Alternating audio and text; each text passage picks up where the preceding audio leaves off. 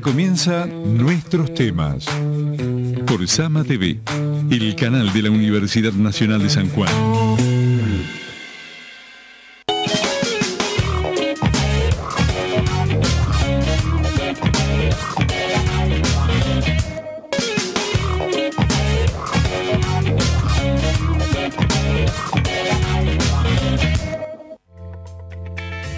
Muy buenas tardes, ¿cómo están? Arrancamos, pasó la lluvia, pero ha quedado un poco de frío, el barro y demás, así es que estamos arrancando esta nueva edición de Nuestros Temas. Hoy con una temática que para algunos no nos toca de cerca, a nosotros no nos afecta. Nosotros creemos que sí, que en este mundo globalizado todo lo que pasa en la otra punta del mundo nos afecta a todos y a todas, y es por eso que hoy vamos a plantear este programa como con una pregunta y esperamos poder responderla a lo largo del programa. La pregunta es, ¿el mundo está en guerra?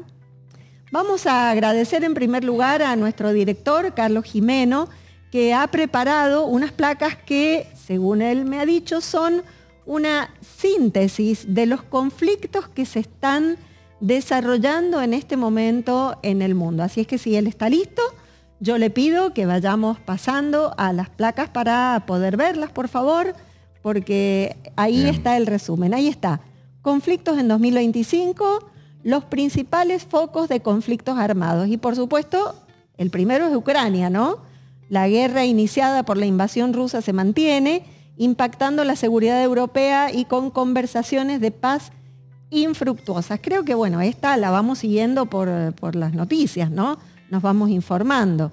Creo que hoy en día nadie está al margen de lo que está pasando entre Ucrania y Rusia. La placa siguiente, por favor.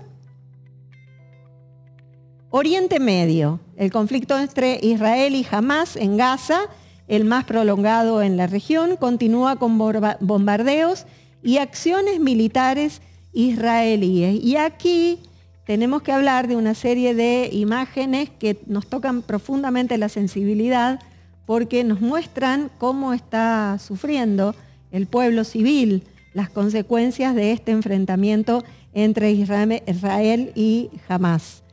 Seguimos con otra plaquita, Sudán.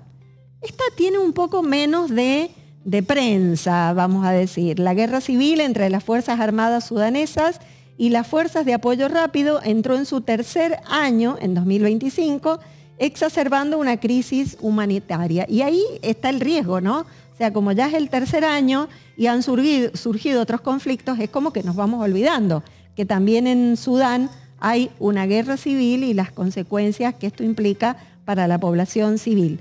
Vamos a la siguiente placa, la cuarta sería en este caso, Siria.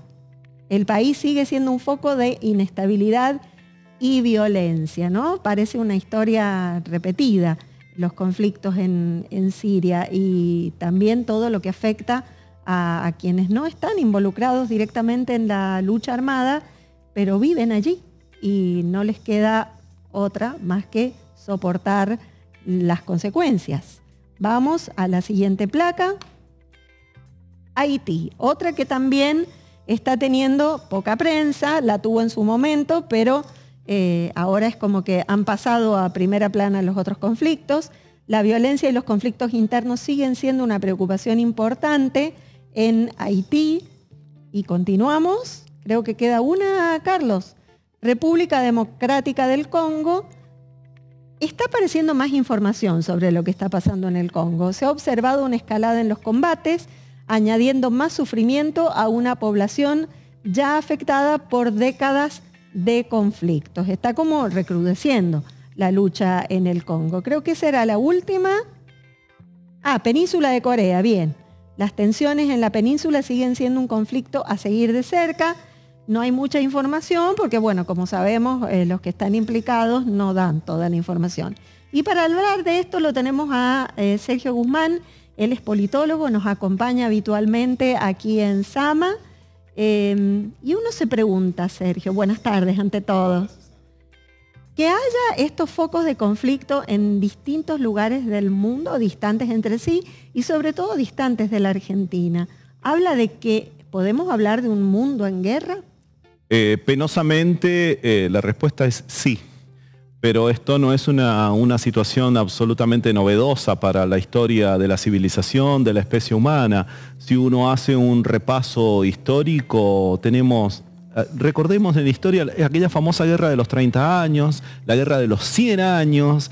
Es decir, siempre han habido conflictos de distinto tipo entre este bicho tan extraño que es el ser humano. Sí. Es una cuestión evidentemente que parece ser que nosotros somos una especie violenta y dirimimos nuestras diferencias en el ratio de violencia máxima que es la guerra. Es muy interesante lo que planteaban los chicos allí, porque es verdad, hay distintos tipos focos de conflicto en el mundo, pero creo que es pertinente hacer alguna diferenciación al respecto allí, porque entre estos conflictos que hemos mencionado en la introducción, la guerra por definición implica y conlleva que estén involucrados dos estados, ¿sí? Que es la organización máxima de la civilización actual, los estados modernos, y que concentran para sí el uso legal de la fuerza. Pero fíjate que se ha mencionado, por ejemplo, el Congo, se ha mencionado, por ejemplo, Haití, se ha mencionado Yemen, y son estados que tienen conflictos internos. ¿Sí? Entonces, otra categoría ya. Factores, exactamente, exactamente. El Estado, que es el actor máximo protagonista de la política mundial, es el actor más importante, ahora se encuentra dirimiendo conflictos internos, ¿sí? Con sectores que tal vez no involucra el mismo nivel de fuerza, no se equipara la fuerza al poder descomunal que tiene un Estado, pero que sin embargo tienen un nivel de violencia que involucra indudablemente a las víctimas, ¿sí? Algunos especialistas sostienen que también que las guerras las podemos definir por el número y la cantidad de muertos que éstas llevan adelante. Y si seguimos pensando, y me llevas también a reflexionar en algo, tal vez desde la paz de Westfalia de 1815 y ese corto periodo del 1800 del siglo XIX, puede que haya sido el periodo, no vamos a decir sin guerras, pero con menores conflictos con intensidad relativamente baja. Puede mencionar uno tal vez la guerra de Crimea de 1853, precisamente donde ahora se está produciendo, es lo que actualmente, Ucrania. Claro. Sí, fíjate que la geopolítica, la geolocalización de donde están identificados estos conflictos también nos llevan a determinar y a detectar por qué se producen en determinadas partes del mundo algunas situaciones armadas se repiten, otras. ¿No? O sea, y son constantes. Vuelven a ser escenarios esos lugares. Sí, son constantes. Bueno, Medio Oriente, este es un problema que se viene dirimiendo en la Biblia, está. Sí, es decir, Moisés venía escapando de los egipcios. Es decir, está en las sagradas escrituras de las distintas religiones, estos conflictos se manifiestan. Y si te vas más atrás, en las sagradas escrituras también, es decir, Caín mató a su hermano por celos y envidia. Es decir, somos una especie profundamente belicosa, profundamente violenta, que contiene esa violencia. Nos civilizamos en una organización mayor, precisamente denominada Estado. Es el Estado el que nos contiene, es el Estado el que reside y detenta para sí justamente el monopolio del uso legal de la fuerza. Bueno, hablando de fuerza, ahí tenemos otra placa que habla de los países, los 5 países que tienen más armamento en el mundo. A ver si la podemos ver, le pedimos al director, porque esto un poco también sirve para dimensionar el tamaño del conflicto, ¿no? Claro. Ahí está, mira. Los ejércitos más grandes los ejércitos más grandes. No es armamento, sino ejército. Sí. China, 2 millones de soldados. 2 millones de efectivos. India, 1 millón, casi 1,5 millones, ¿no? Estados Unidos, ahí, 1.39. Corea del Norte, 1.2 millones. Y Rusia, 830.000. ¿Será verdad esto, Sergio? ¿Serán reales estos números? Sí, bueno, y estos son los números declarados. Muchas veces es por ostentación y otras veces es por ocultamiento, que se dice la cantidad de efectivos. Mira estos números. Si nosotros pensamos, la República Argentina tiene alrededor de 80.000 efectivos. 80.000 efectivos. Y estamos hablando de un monstruo como China que tiene 2 millones de soldados. Es descomunal. No hay ni cómo compararlo. No hay, claro. Solo se pueden comparar entre ellos, ¿sí? Entre ellos. Sin contar que cada uno de estos también tiene armamento nuclear. Claro, al que nunca accederemos ni tendremos la información. Claro, al que nunca, por cierto, nunca tendremos la información. Pero es verdaderamente penoso. Si vos me dices el mundo, y volvemos a la primera consulta, ¿el mundo está en conflicto? Indudablemente sí, indudablemente sí. Y si eso habilita otro interrogante, considero. ¿Argentina es parte de estos conflictos? Ahí está, es que era lo que te iba a preguntar. ¿Cómo nos afecta? Porque uno dice India, pero está re lejos. Gaza, pero no tenemos nada que ver con Gaza. Ucrania, Ucrania, ¿dónde queda? A ver, hay que buscarle el mapa a Ucrania. Sí. ¿Hasta dónde nos afecta todo esto que pasa en el mundo? Yo creo que más directa que indirectamente, ¿sí? Argentina no es un país neutral. Ha abandonado su tradicional y clásica diplomacia pacífica de neutralidad, indudablemente tomando ahora parte activa, tal vez no con el envío de efectivo, pero en el plano de la diplomacia, tomando partido por el Estado de Israel en el segundo conflicto que habías planteado recién, que es el de Gaza y el de Medio Oriente, en donde se está produciendo una situación de catástrofe absoluta. Esto, como mencionábamos al principio, no es nuevo. La historia humana registra estas muestras de casi actitudes salvajes que tenemos y que ahora llegan más por la tecnología, por la inmediatez, porque todo el mundo tiene tal vez una herramienta que es una cámara en su mano, que es el celular. Entonces nos llegan las atrocidades y es más vívido esto, es más inmediato. Pero esto no es nuevo, lamentablemente, reparo en esto, no es nuevo porque somos una especie que parece ser que se destruye a sí misma, dirime estas cuestiones por la fuerza y demás. Y son conflictos en donde penosamente, como te reitero, nosotros vamos a transitar, vamos a pasar por este mundo y de esto se va a seguir hablando. No es que vayan a terminar las guerras, eso es alimentado por un complejo industrial, armamentístico, por la maquinaria de la economía, por un montón de situaciones que conllevan y se sostienen, con las potencias, muchas de ellas, se sostienen por medio de los conflictos armados. Todo lo que desencadena esto, están los señores de la guerra, los mercaderes, las economías paralelas que se activan que no son parte del sistema oficial, las guerras contra las organizaciones criminales, los narcotráficos, el narcotráfico, las mafias, el tráfico de personas. Es decir, hay una serie de factores que involucran también a la guerra y que les sirve de campo fértil para que todo esto se dinamice aún más. Estas cuestiones tan macabras. Hemos sido como muy colonizados, diría yo, si cabe el término, culturalmente, y uno de los factores más importantes de esa colonización ha sido el cine y la televisión. Totalmente. ¿No? Porque estamos acostumbrados a ver películas de guerra donde siempre los buenos son los mismos y los malos son los mismos. Los que están de la izquierda son los malos y los otros son los buenos. Y como que se nos va haciendo piel ese pensamiento y no nos damos cuenta. Y entonces adoptamos una postura y no es porque estemos leyendo la columna de opinión de un politólogo determinado en un diario internacional, sino sencillamente porque consumimos ese cine, consumimos esa televisión. Sí, yo coincido, sin duda es una colonización cultural que indudablemente nos lleva a nosotros a asimilar y a naturalizar el conflicto. Exacto. A naturalizar el conflicto, a incorporarlo.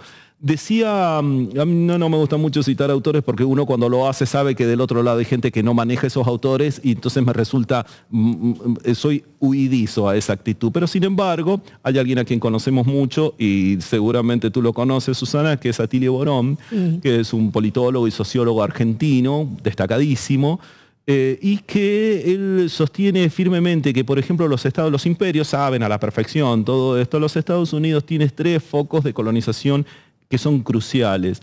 Uno está el centro político, lo asimila a Washington D.C., por supuesto, no al Estado, sino a la ciudad de Washington.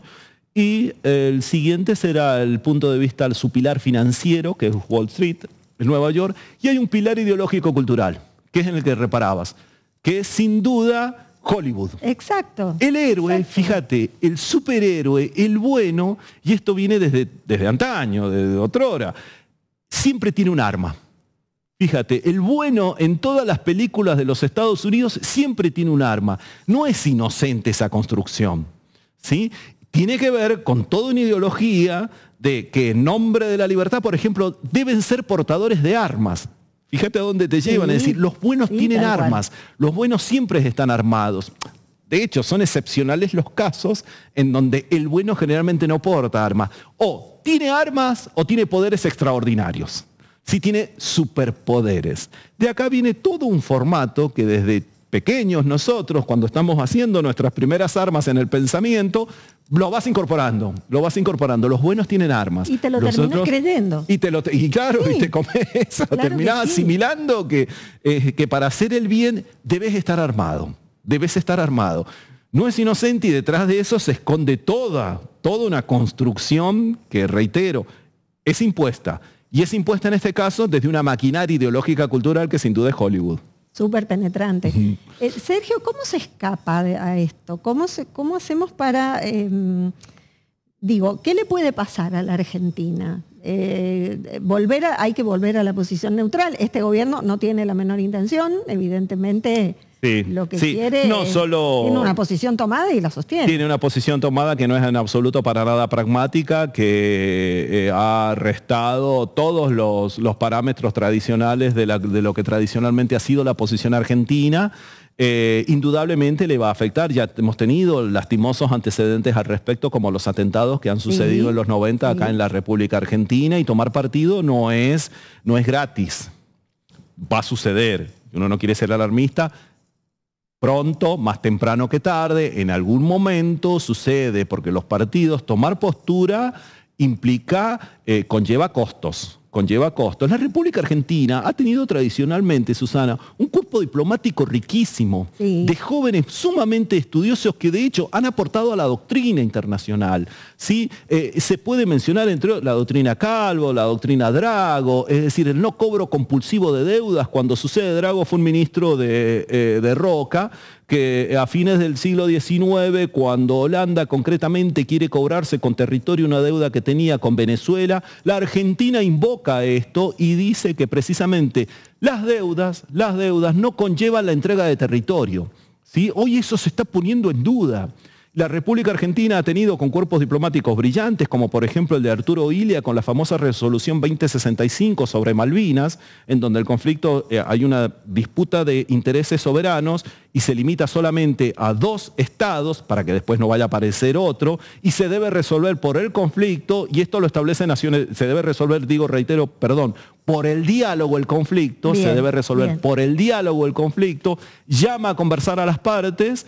Y ese es el camino, el de la diplomacia. La Argentina ha sido muy rica y ha sido en realidad referente a nivel internacional en los aportes que ha hecho a la política internacional, a la diplomacia en este sentido, porque ha tenido cuerpos diplomáticos dotados. Vos mencionabas, este gobierno está lejos de eso y lo que carece absolutamente es de la coherencia, no de la coherencia, porque ni siquiera hay una coherencia allí de la formulación de una política, de una relación exterior, de una política internacional, porque esto debe ser sostenido en el tiempo. No es hoy quiero formar parte de los BRICS, mañana me retiro. Exacto. No, los gobiernos son efímeros, son temporales. El Estado argentino, el gobierno obra en nombre del Estado argentino, ¿sí? Y debe respetar todos los acuerdos, todos los tratados internacionales y todo lo que todavía inclusive no conversamos, las secuelas que deja una guerra. Es una empresa, digo empresa como emprendimiento, es una empresa monstruosa. Sí. Es una empresa que en recursos humanos, que se lleva a generar, es lo peor de lo peor. Todos los esfuerzos de un pueblo puesto al servicio de la guerra, y ya no hablo en términos económicos, que fue esta introducción, sino también las vidas de nuestros jóvenes. Yo pensaba que en la mayoría de estos conflictos, que como decíamos, los vamos siguiendo por televisión, en este mundo globalizado, un fenómeno que se da es la gente que es obligada a irse de su territorio. Sí, ¿no? Sí, las migraciones que se producen a costa de... Está bien, puede que a lo mejor no nos explote una bomba, pero que no estamos exentos de que eso suceda, Sí. o nos tienen un misil o no sé qué, pero sí podemos llegar a vernos afectados por estos movimientos migratorios Se producen. masivos Se producen. de personas que tienen que huir de su Sí. territorio. Sí, sí. Nadie emigra de un lugar y se traslada. No estoy diciéndolo como que vaya a ser algo negativo o malo. No. De hecho, la mayoría de los países nos forjamos en pos de las inmigraciones, de las corrientes seguro, migrantes. Pero digo, o sea, creer que puede venir una inmigración de Sí. alguno de estos pueblos tan afectados y que vamos a seguir Sí. sin que nada pase. Sí, eso se denominan migraciones forzadas. Exacto. Es una de las categorías de las migraciones, porque una cosa es que yo me traslade de un punto a otro por voluntad, por trabajo, para educarme, para vivir, porque elijo libremente vivir en otro lugar, y otra cosa es forzadamente.